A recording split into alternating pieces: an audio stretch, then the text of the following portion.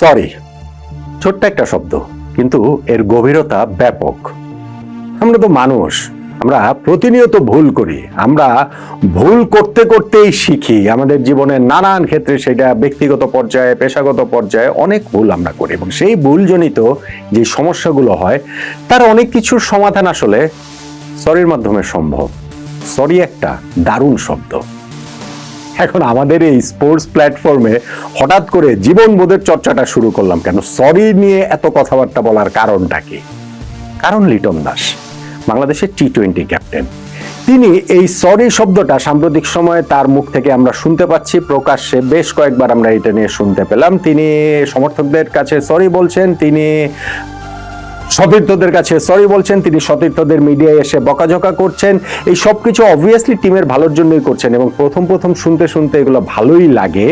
কিন্তু আলটিমেটলি গিয়ে যদি রেজাল্ট না আসে, আলটিমেটলি গিয়ে তিনি যদি নিজে পারফর্মার হিসাবে ব্যর্থ হন, তখন কিন্তু ওই আলোচনাটা ক্রমশ আরো জোরদার হবে যে সরি টরে অনেক হয়েছে, এবার ভাই পারফর্ম করুন। অন্য সতীর্থদের বকাঝকা করাটা অনেক হয়েছে, এইবার নিজে পারফর্ম করুন। অন্যদের দায়িত্ববোধ শেখানোর যে কথাটা আপনি বলছেন আগে, সেই দায়িত্ববোধের চর্চাটা নিজের মধ্যে আনুন। কেন আমি আলোচনাটা করছি এবং লিটন দাসের রানে ফেরাটা, বাংলাদেশের জয়ে ফেরাটা, ওয়েস্ট ইন্ডিজের বিপক্ষে এই লাস্ট টি-20 ম্যাচটা যেখানটাতে আমরা সিরিজ অলরেডি হেরে গেছি, তারপরেও কতটা গুরুত্বপূর্ণ তা নিয়েই এই আলোচনাটা করছি। দেখুন, প্রথমত এই সরির আলোচনায় ঢোকার আগে আরেকটা কথা বলে নিই, যেটা আমার কাছে ভালো লাগেনি। ক্যাপ্টেন লিটন দাসকে আমার কাছে মনে হয়েছে যে একটা পলায়নপর মনোবৃত্তির পরিচয় তিনি দিয়েছেন। এইরকম এসকেপ করার মনোভাব যেসব ক্যাপ্টেনের থাকবে, তাদের পক্ষে সফল হওয়াটা কঠিন, তাদের পক্ষে ড্রেসিং রুমের কন্ট্রোল রাখাটা কঠিন, তাদের পক্ষে ন্যাশনাল টিমের অথরিটি রাখাটা কঠিন। কোন জায়গাটাতে? তিনি যে ওয়েস্ট ইন্ডিজের সঙ্গে প্রথম দুইটা টি-20 ম্যাচ আমরা হারলাম, সেই ম্যাচ দুইটার একটা শেষেও প্রেস কনফারেন্সে আসেনি সেই ঘটনাটা। ম্যাচ যখন জেতে তখন ওইখানটাকে দলের টপ পারফর্মারকে আপনি মিডিয়ার সামনে পাঠাতে পারেন, কিন্তু ম্যাচ যখন হেরে যায় তখন ওই মিউজিকটা আপনাকেই ফেস করতে হবে, ওই সমালোচনা আপনাকেই নিতে হবে। দলকে ঘিরে যখন আপনি মিডিয়াকে ফেস করছেন, তার মানে আপনি ওই মিডিয়া সূত্রে বাংলাদেশের এই ক্রিকেট প্রেমী যারা 15-20 কোটি মানুষ যারা আমরা রয়েছি, তাদের প্রত্যেককে আপনি ফেস করছেন। এবং সেই ফেস করাটা যদি আপনি অন্য সতীর্থদের যদি ওইখানটাতে ঠেলে দেন, ইভেন টিম ম্যানেজমেন্টের অন্য কাউকে যদি ঠেলে দেন, সেইটা আসলে ফেয়ার এনাফ বলে আমার কাছে মনে হয় না। তারপরেও যদি হেড কোচ হতেন আমি মেনে নিতাম।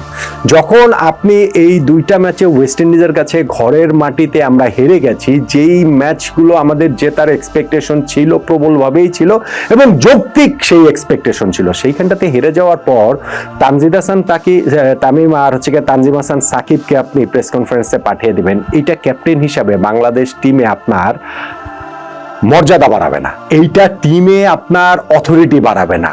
বরং খারাপ সময় গিয়ে আপনি যদি এটা ফেস করতেন, তাহলে এই জিনিসটা দলের অন্যান্যদের মধ্যে আপনার সেই শ্রদ্ধার জায়গাটা আরো তৈরি হতো। ফলে এই জায়গাটাতে আমি মনে করি যে লিটন দাস এটা খুব ম্যাচিউরড ক্যাপ্টেনের পরিচয় দেননি। তিনি নিজেও ক্যাপ্টেন হিসেবে ম্যাচিউরড না, বাট আপনি যখন বলবেন যে 10 বছর ধরে ইন্টারন্যাশনাল ক্রিকেট খেলছেন এবং তিনি তার আগের এত এত ক্যাপ্টেনকে দেখেছেন, ন্যাশনাল টিমের ড্রেসিং রুমেও দেখেছেন, সেই জায়গাটাতে তার এই দুইটা ম্যাচে পর আমি একটা ম্যাচ হলেও তাও ধরে নিতাম। এই দুইজন যতই দলের সেরা পারফর্মার হোক না কেন, ওগুলা কোনো ইস্যুই না, একটা ম্যাচ হলেও আমি ধরে নিতাম। কিন্তু পরপর দুইটা ম্যাচে ঘরের মাটিতে খেলা, ওয়েস্ট ইন্ডিজের কাছে আমরা হেরে গেছি এবং প্রেস কনফারেন্সে একটা ম্যাচেও ক্যাপ্টেন এলেন না। আমি বলছিলাম যে তার পূর্বসূরীদের কথা, আমার তো মনে পড়ে না যে আসলে ঠিক তাদের, আমি স্পেসিফিক্যালি বলতে পারি ধরেন মাশরাফি বিন মুর্তজা, এবং সেটা শুধু ন্যাশনাল টিমের ক্ষেত্রে না, ধরেন বিপিএলও এরকম হয়েছে যে ম্যাচের পর ম্যাচ হারছে দল, কিন্তু ওই জায়গাটাতে মিডিয়াতে এসে মাশরাফি মিডিয়াকে ফেস করছেন, সেই সমালোচনাগুলো তিনি তার গায়েই নিচ্ছেন, তিনি সমালোচনার সেই ঢাল হয়ে দাঁড়াচ্ছেন পুরো টিমের সামনে। ফলে এই জায়গাটাতে আমি মনে করি যে ক্যাপ্টেন লিটন খুব ম্যাচুরিটির পরিচয়টা দিতে পারেন নাই। আচ্ছা, এখন সরির ব্যাপারটা কি? সরির ব্যাপারটা হচ্ছে যে কিছুদিন আগে প্রথমবারের মতো যে আমরা আমাদের কোনো ন্যাশনাল ক্যাপ্টেনের কাছ থেকে প্রবাবলি এইরকম ভাবে একেবারে প্রকাশ্যে জনসম্মুখে সরিটা আমরা শুনলাম এশিয়া কাপে বাংলাদেশে ব্যর্থতার পর। না, অন্য কেউ হতে পারে, আমার আসলে ঠিক মনে পড়ছে না এই মুহূর্তে। এশিয়া কাপে বাংলাদেশে ব্যর্থতার পর লিটন সোশ্যাল মিডিয়াতে একটা বিরাট স্ট্যাটাস দিয়েছেন এবং সেইখানটাতে তিনি ক্ষমা প্রার্থনা করেছেন, অ্যাপোলজি চেয়েছেন হচ্ছে গিয়ে সমর্থকদের কাছ থেকে, এক্সপেকটেশনটা মিট করতে পারেননি সেই কারণে। খুবই ভালো, এই চর্চাটা আসলে সত্যিকার অর্থেই ভালো। সমর্থকদের অনেক এক্সপেকটেশন ছিল এশিয়া কাপে আমরা অনেক কিছু করব, কিন্তু সেই জায়গাটাতে যখন আমরা ব্যর্থ হয়েছি, দলের ক্যাপ্টেন হিসেবে সেই রেসপন্সিবিলিটিটা তিনি নিয়েছেন এবং এই যে সমর্থকদের কাছে তিনি যে ক্ষমা প্রার্থনা করেছেন, অ্যাপোলোজাইজ করেছেন, সেইটা কিন্তু মোর অললেস বেশিরভাগই আসলে অ্যাপ্রিসিয়েটই করেছেন। সেকেন্ড যেটা সরি বা ক্ষমা প্রার্থনা যে জায়গাটা আসছে সেটা হচ্ছে ওয়েস্ট ইন্ডিজের সঙ্গে এই সিরিজ হারটা আমাদের নিশ্চিত হওয়ার পর লিটন এবার পোস্ট ম্যাচ প্রেজেন্টেশনে গিয়ে বললেন যে বোলারদের কাছে আমরা সরি, কেননা তারা আমাদের গত 2-3টা সিরিজ ধরেই খুব ভালো বোলিং করছে, কিন্তু আমরা ব্যাটসম্যানরা সেই কাজের কাজটা কিছুই আসলে করতে পারি না, সেই জন্য বোলারদের কাছে ব্যাটসম্যানদের প্রতিনিধি হিসেবে তিনি আসলে সরি বলেছেন। এখন প্রথমবার ওই সরিটা এশিয়া কাপের ব্যর্থতার পর শুনতে যতটা ভালো লেগেছে, এইবার কি আসলে অতটা বেশি ভালো লাগলো? এবার একটু একটু কানে বাজছে যে ভাই আপনারা পারছেন না, সরি বলছেন, ঠিক আছে সরি বলছেন, সেটা ভালো ব্যাপার, কিন্তু কিভাবে পারা যায় সেই কাজটার দিকে তো বেশি মনোযোগ দিতে হবে, তাই না?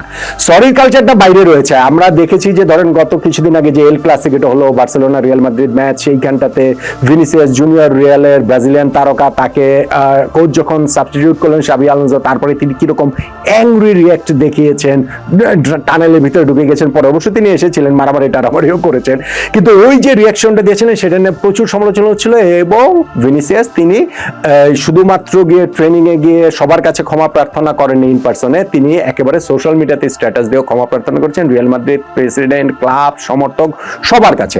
ফলে বাইরে এই কালচারটা রয়েছে, আমাদের দেশের সংস্কৃতিতে ওই কালচারটা নেই। সেই কারণে লিটন যখন সরিটা বলেছিলেন সেটা আসলে একটা ভালো ব্যাপার। এইবারে সরিটা আমি খারাপ ব্যাপার বলছি না, কিন্তু পারফর্ম যদি না করতে পারেন তাহলে সরি বলে কি আসলে দায় মুক্তি হয় কিনা, এইটাও একটা প্রশ্নের জায়গাটা তৈরি হচ্ছে। লিটন শামীম পাটোয়ারিকে যেই প্রশ্নটা তুলেছেন, যেভাবে তিনি শামীমকে কাঠগড়ায় দাঁড় করিয়েছেন, আমি আগেও একটা ভিডিওতে আমি বলেছি, একাধিক ভিডিওতে ইনফ্যাক্ট বলেছি, এই দুজনের সম্পর্কের মাত্রাটা কি তার উপরে নির্ভর করে। যদি সম্পর্কের মাত্রাটা ওই অর্থে যদি ওইরকম না থাকে, এটা বলার মতো অধিকারের জায়গা যদি না থাকে, তাহলে এটা হিউমিলিটিং। এইটা আসলে তুমুল মাত্রায় হিউমিলেটিং যে একজন সতীর্থকে আপনি এসে মিডিয়াতে এরকম প্রশ্নের মুখে দাঁড় করিয়ে গেলেন, তার কমিটমেন্টকে, তার দায়িত্ববোধকে, তিনি মাঠে গিয়ে শুধুমাত্র ব্যাটিং এনজয় করার কথা ভাবলে হবে না, তার হচ্ছে কি রেসপন্সিবিলিটি নিতে হবে। তিনি যে ভীষণ আপসেট সেই কথাটাও ক্যাপ্টেন বলে গেলেন, যেটা একজন ব্যাটসম্যানের জন্য খুব একটা এটা সুখকর না, একজন ক্রিকেটারের জন্য তার ক্যাপ্টেন যখন এইভাবে বলেন। এখন সেই সূত্র ধরে প্রশ্ন আসে যে লিটনের নিজের রেসপন্সিবিলিটির কি অবস্থা। ধরেন গত 10 বছর ইন্টারন্যাশনাল ক্রিকেটে তিনি কি খেলেছেন, কতটুকু পেরেছেন না পেরেছেন, খালি তো আর ওই সব আলোচনা করে লাভ নাই।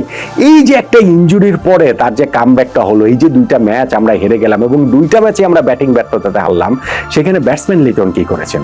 প্রথম ম্যাচটাতে তিনি 5 রান করে বোলারকে ক্যাচ দিয়ে আউট হয়ে গেছেন এবং সেকেন্ড ম্যাচটাতে আরো দৃষ্টিকটুভাবে তিনি একটা লাইফ পেলেন 22 রানের মাথায়, কিন্তু 23 রানের মাথায় তিনি আবারও আউট হয়ে গেলেন।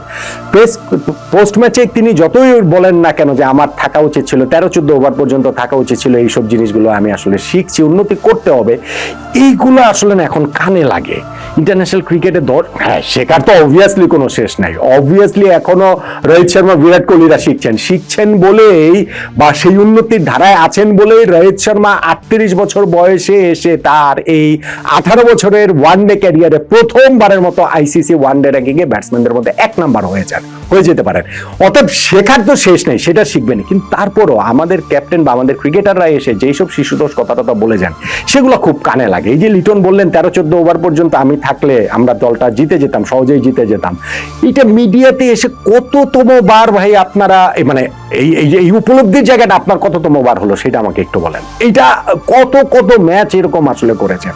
বলে এই কথার কথা না বলে পারফরমেন্সের যে জায়গাটা, সেই জায়গাটাতে আসলে উন্নতি করাটা খুবই গুরুত্বপূর্ণ বলে আমার কাছে মনে হয়। যদি সেটা না হয় এবং সেটা খুব দ্রুতই করা উচিত। ওয়েস্ট ইন্ডিজের সঙ্গে তৃতীয় টি20 ম্যাচটাতেও যদি আমাদের এই একই পরিণতি হয়, আমরা যদি হেরে যাই, তখন লিটনকে আবার সরি বলবেন নাকি লিটন অন্য কোনো সতীর্থকে এরকম ভাবে ধুয়ে দিবেন, তার ব্যাপারে আপসেট সেই কথাটা বলবেন, তার নিজের ব্যাপারে আপসেট কিনা সেই কথাটা কি বলবেন? এই প্রশ্নগুলো কিন্তু তখন ক্রমশ বড় থেকে আরো বড় হতে থাকবে।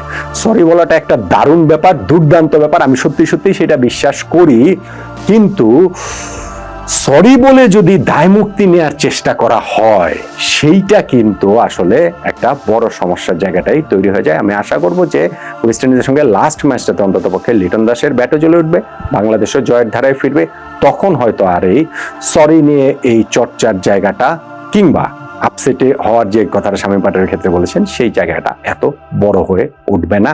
ওয়ার্ল্ড কাপের মাত্র কয়েক মাস আগে এইরকম অবস্থায় আমাদের ক্রিকেটটা আসলে আমরা দেখতে চাই না।